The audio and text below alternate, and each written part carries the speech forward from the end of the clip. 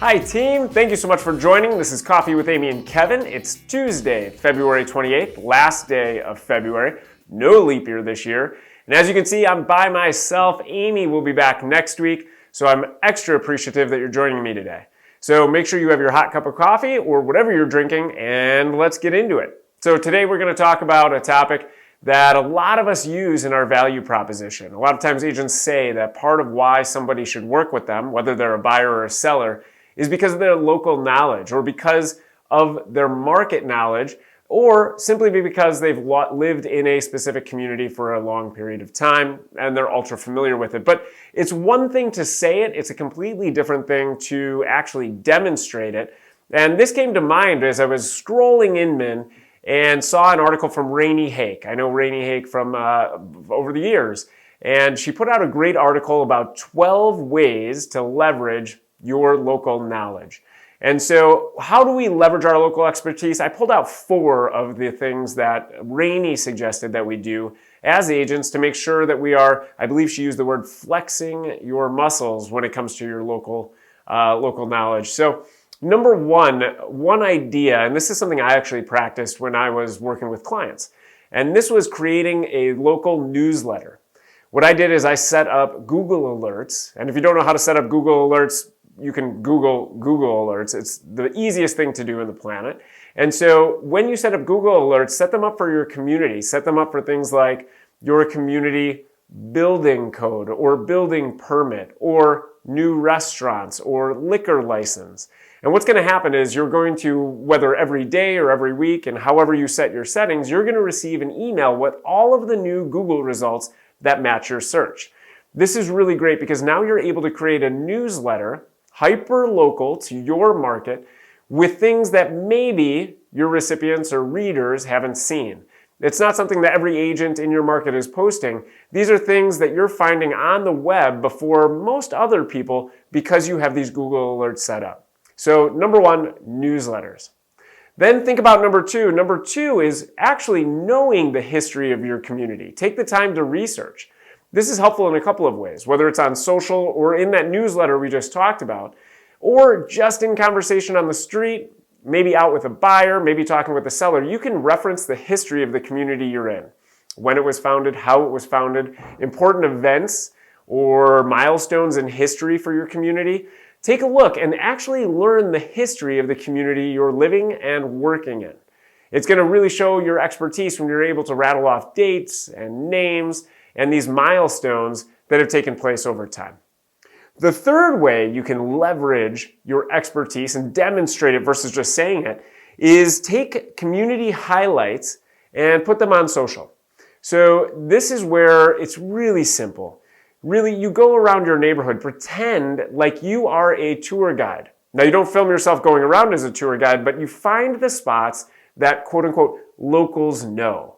The things that maybe even the locals don't know. And you highlight them on social media. It could be video. Some of you are really great at video and filming yourselves and putting together reels. That's one way to do it.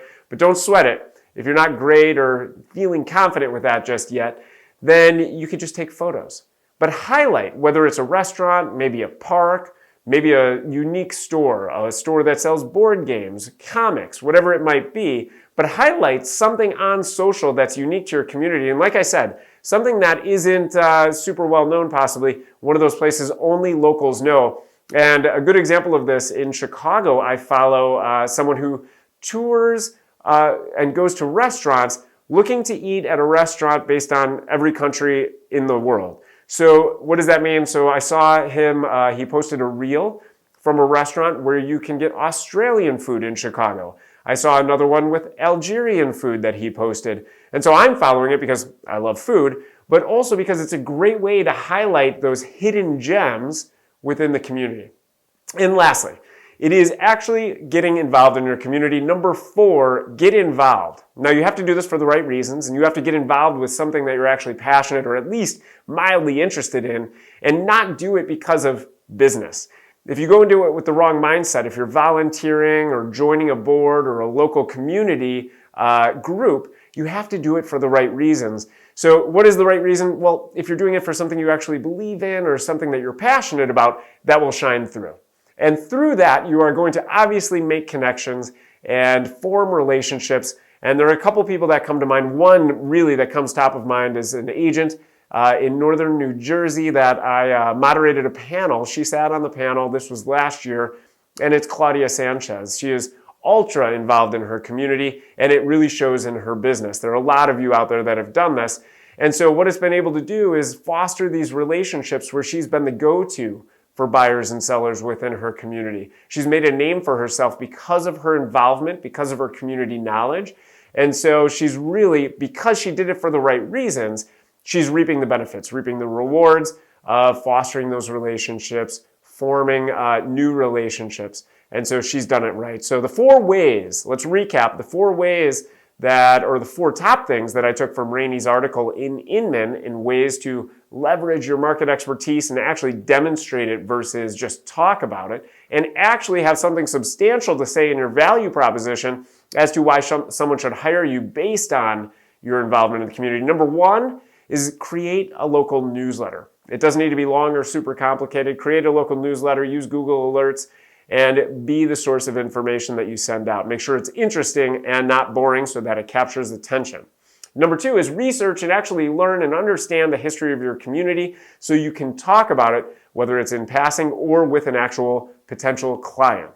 Third, take your people through social media, take your followers on a tour of your community. And again, not a literal tour, but highlight some of those local only spots that only the locals would know. And make it super interesting. Don't pick all of the places that people already know. Choose those hidden gems. And lastly, number 4, get involved in your community. That's going to form relationships, but also allow you to continue to talk through how you're involved in the community. And you'll also understand through your involvement some of the things that are happening in your community before most people do. So next week, Amy will be back. I really appreciate you joining me today. I didn't take one sip of my coffee, so now I'm going to drink all of it. Have a wonderful Tuesday. Make it a great day. And until we see you next week, you've got this.